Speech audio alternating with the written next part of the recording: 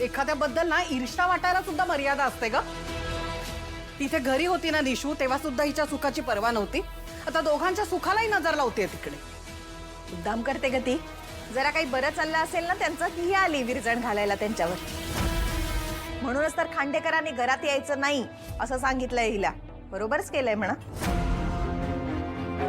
सुधर ग सुधर तारिणी, अजूनही बदल हा स्वभाव। नाही ते चुकून पडलं। आम्हाला बरोबर ठाऊक आहे काय चुकून होतं, काय मुद्दाम करतेस, हे सगळं ठाऊक आहे आम्हाला।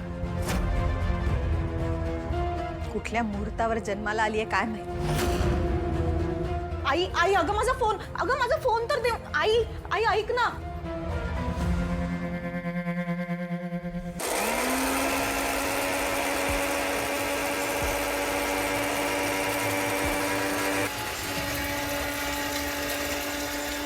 ताई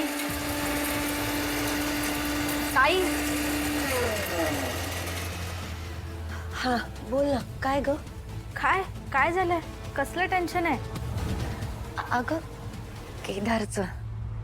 केदारचं? का? त्याला काय झालंय? नाही काही नाही। ताई तू मला नाही सांगणार आहे, सांग ना प्लीज। अगं खरंच काही नाही झालं, असंच। ताई तू काही लपवतेस का माझ्यापासून?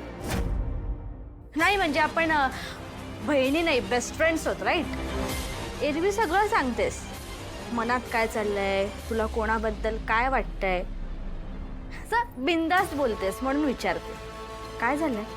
अगं खरंच तसं काही नाहीये, आणि जर तसं काही असतं तर मी तुला सांगितलं असतं ना। तू बोल, तुला काय हवं होतं? मी घेते, मला हवं ते। हा मग एक काम कर, हा कूट जो आहे ना बाउलमध्ये काढून ठेव। हा मी आलेच।